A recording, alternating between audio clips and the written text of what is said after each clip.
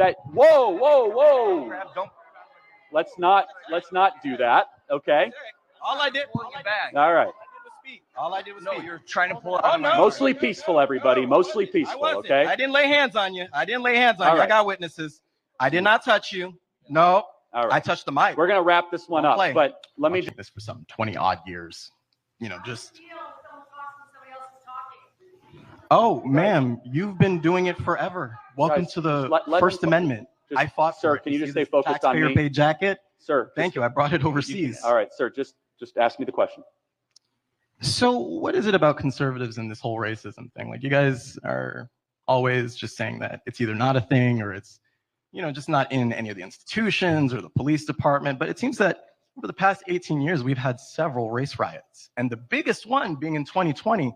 So it's like, how are we still denying segregation in a city where we can clearly see what fucking neighborhoods are white, which ones are black, which ones are Latino, and we know how we got there. So it's like, what is it with conservatives and admitting that there's a problem and not addressing it? Because it seems like you guys want to be obsessed with, oh, the gender thing or the racism thing, and then you guys say, oh, it's not here, it's not a big problem. But why are millions of people rioting every couple years?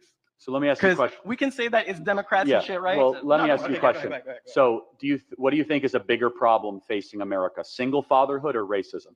Racism, by far. That's how. Can you say that? Say that in the microphone. Racism, by far, because racism gets people killed, not single fatherhood. If we're talking about the entire country, single motherhood is a much bigger problem than racism. I mean, as a whole, single motherhood affects every race across the board, not just blacks, not just whites. Everyone seems to be affected by it, and it's gotten out of control. That's why people go to gangs and all of these different things, is because of the father not being around. Yes, there were a lot of racial things that did happen in this country. I would say that for sure, without a shadow of a doubt, single motherhood is by far much larger of an epidemic than racism. And then you have all of these people that end up that's how people end up looking up to rappers and celebrities, gang members, and people that they shouldn't have influence over their life. They end up looking up to these people because the father is not around. And that just ends up being a trickle-down effect, and it just gets worse and worse from there. Then you have men that are having kids that weren't raised by their dads, and they don't stick around, and the cycle just continues and continues. And Kirk, that's the best part. And that's the best part, right? That's the best part. I wasn't even being a jerk. And the courts even found our beloved courts. Let me make sure I understand this. So you think the bigger problem than fathers not being in the home is a abstract conspiracy theory that you have that hecklers and jerks at political events are arrested because of the color of their skin? That's the best definition of institutional racism. No, that's not my definition on racism. I did tell you what my definition of something a white man like me can do that a black man like you can't do. Because guess what? If I showed up at a DeSantis event and started heckling, I'd be kicked out and arrested. No, you would not. No, in fact, I even have evidence. You know how I know that's true? You want to know? You want to know how I know white it's true? Suburban kids from Highland Park, and they're arrested a lot more. Actually, when you see the mugshots, yeah. Oh, so white kids are arrested a lot more. Could that possibly be? Could that possibly be? Can you talk into the mic? And I'm just guessing here. Could it possibly be that white people are arrested more because you have a higher population, and therefore by proximity you are more like? Because it's math. It's basic math. I know we hate math. I do get what they're both saying there. There are a lot more. I mean, black people are like 10% of the population, maybe even less than that now that so many people have crossed the border. We're probably closer to 7 or 8% of the population. You have people that say that black people are disproportionately committing the violent crimes across America. I don't necessarily think that that's true. It's hard to find the real data. I guess you could go by the FBI website, but I think there's crime all across the board, across all races. It just really comes down to the individual. And a lot of that does come down to, the majority of the time, are fatherless criminals, or some sort of scenario that happened where they came from a broken home. Typically is why people end up criminals. No, we hate it, but I passed it. Okay. Unlike y'all. So let me ask you a question. How does racism contribute to black-on-black crime in Chicago? How is white people to blame for that? Oh, actually, matter of fact, that's actually a whole other issue. So let's talk about. So you want to talk about intra-communal violence as it pertains Yeah. to So what does racism. the white man have to do with that? Oh, and that's a great thing. I love the red herring that you threw in there. No, it's, yes, because it's a question. hey, intra-communal violence is proximal, right? So when we have segregation and we got races sitting in one area and you got another race in another area. Now, we never asked white people, why is white on white crime so high with white people, and never, but instead we focus on black people. Yeah, so out of the 530 murders in Chicago of the last year, how many were black on black crime? Hey, I wasn't looking. But you know what I do know? Well over 420 of them were black on black gang-related crimes. Sure. How is that racism to blame for that? Let's talk. So now, are we going to talk about over-policing? I got you with that one, man. He got you with that one.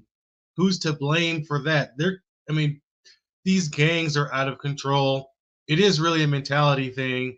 It comes down really, to the mentality of the culture.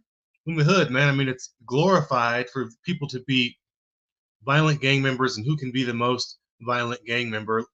It's all in the music. It's everywhere. So, you got to blame the culture on that one. How are you going to blame somebody else for that? That just sounds crazy. And each individual can make their own decisions.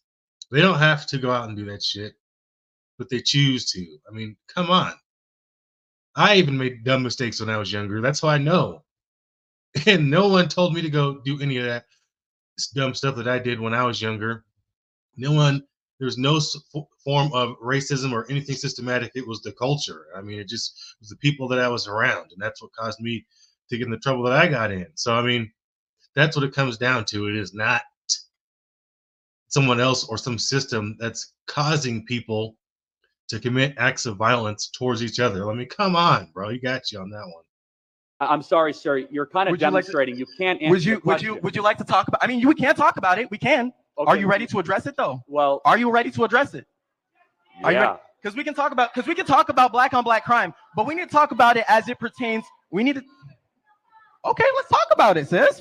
I'm ready to talk about it. All right, hold on. So let me rank the 100 biggest problems in America. Yeah. The fact that I know we're not a racist country is the best example you have.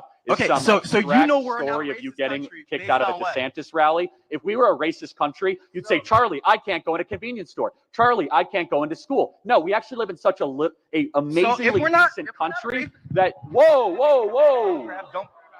Let's not do that. Okay. All I did. All right.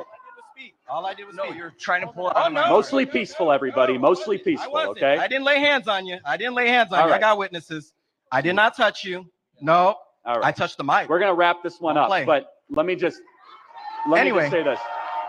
We got racism we got racism all over the U.S. We just had a race riot 3 years ago. Okay, so let's in 2020. Wait, hold on. So, oh my God! And then we had all 50 states plus 18 countries. But don't worry, Alex. Wait, so by race riots you mean mass looting of big screen TVs?